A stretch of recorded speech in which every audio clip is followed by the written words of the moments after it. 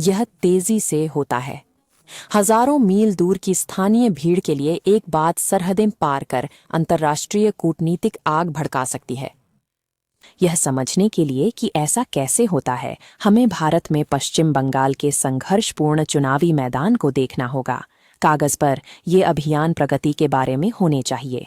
राजनेता नौकरी, बेहतर शिक्षा और मजबूत आर्थिक विकास का वादा करते हुए बड़े बड़े मंचों पर आते हैं, लेकिन जमीनी हकीकत बहुत अलग दिखती है। चुनावी माहौल में नीति की विनम्र बातें आक्रामक तेवरों से आसानी से दब जाती हैं, और यहीं से बात आती है उत्तर प्रदेश के मुख्यमंत्री योगी आदित्यनाथ की। स्टार प्रचारक के रूप में आते ही उन्होंने तुरंत लहजा बदल दिया। उन्होंने भीड़ से कहा कि बंगाल काबा की भूमि नहीं बन सकता। इसके बजाय उन्होंने जोर दिया कि यह माँ काली और देवी दुर्गा की ही भूमि रहे। यह एक सोची समझी चाल थी। एक पवित्र इस्लामी स्थल को पूजनीय हिंदू देवी देवताओं से भिड़ाकर अभियान ने वास्तविक आर्थिक मुद्दों पर बहस को दरकिनार कर दिया और हवा में एक धार्मिक खतरा खड़ा कर दिया। घरेलू विरोध तुरंत शुरू हो गया। वरिष्ठ पत्रकारों ने उकसावे की गंभीरता पर जोर दिया, चेतावनी दी कि यह भाषा बेहद खतरनाक है। सऊदी अरब में स्थित काबा दुनिया भर के 2 अरब मुसलमानों के लिए सबसे पवित्र स्थल है।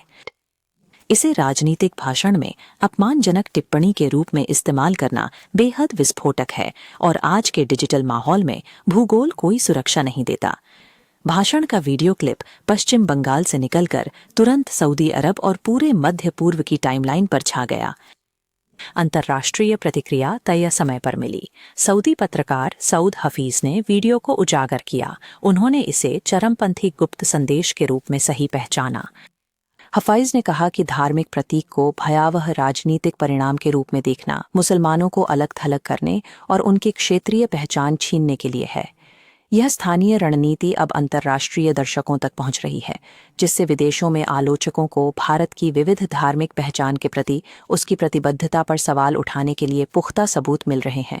भारत में राजनीतिक विरोधियों ने राजनयिक विफलता देखी और सोशल मीडिया पर इस गलती को हथियार बनाया।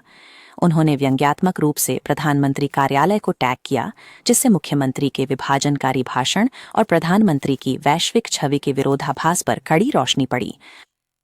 इसने विदेश मंत्री एस जयशंकर और आधिकारिक राजनयिक दल के सामने एक बड़ी टाली जा सकने वाली चुनौती खड़ी कर दी। यहाँ दांव बहुत ऊंचे हैं। पहली गंभीर कमजोरी ऊर्जा सुरक्षा है। भारत अपनी पूरी अर्थव्यवस्था चलाने वाले ईंधन के लिए खाड़ी देशों पर बहुत अधिक निर्भर करता है। दूसरी कमजोरी मानव पूंजी है। अरब देशों में लाखों भारतीय नागरिक कार्यरत हैं। उनकी सुरक्षा और घर भेजी जाने वाली बड़ी रकम मेजबान देशों से स्थिर दोस्ताना रिश्तों पर पूरी तरह निर्भर है।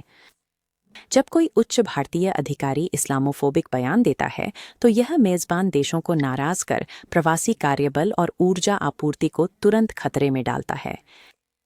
यह एक भू राजनीतिक आत्मघाती कदम है। यह दिखाता है कि क्षेत्रीय वोट बैंक की होड़ कैसे देश की अहम आर्थिक जीवन रेखाओं को आसानी से खतरे में डाल सकती है। दशकों से भारत ने एक जीवंत, बहुधार्मिक और स्थिर लोकतंत्र के रूप में अपनी वैश्विक प्रतिष्ठा को संवारा है। सबका साथ सबका विकास का समावेशी लक्ष्य यानी समावेशी विकास सीधे तौर पर तब कमजोर पड़ता है जब चुनावी विमर्श काबा बनाम काली के द्वंद्व में बदल जाता है। और यह कोई इकलौती चूक नहीं है। हम हर चुनाव में एक ही पैटर्न बार बार देखते हैं, जहां नीतिगत मुद्दों पर जटिल बहसें अनिवार्य रूप से मंदिर मस्जिद के द्वंद्व में बदल जाती हैं। इतिहास हमें स्पष्ट चेतावनी देता है, जब भी कोई समाज धार्मिक आधार पर बिखरता है, पूरे देश की प्रगति रुक जाती है। धर्मनिरपेक्षता और सामाजिक सद्भाव केवल आदर्शवादी नारे नहीं हैं। भारत को जीवित रहने और बढ़ने के लिए ये पूर्ण संवैधानिक आवश्यकताएं हैं। विभाजनकारी बयानबाजी से चुनाव में अस्थायी राजनीतिक जीत मिल सकती है, लेकिन यदि सामाजिक ताना बाना बिखर जाता है और इस प्रक्रिया में देश की अंतर्राष्ट्रीय प्रतिष्ठा बर्बाद हो जाती है, तो पूरे राष्ट्र को अंततः हार मिलती है। टिप्पणियों में हमें बताएं कि इन अभियानों की वास्तविक कीमत क्या होगी।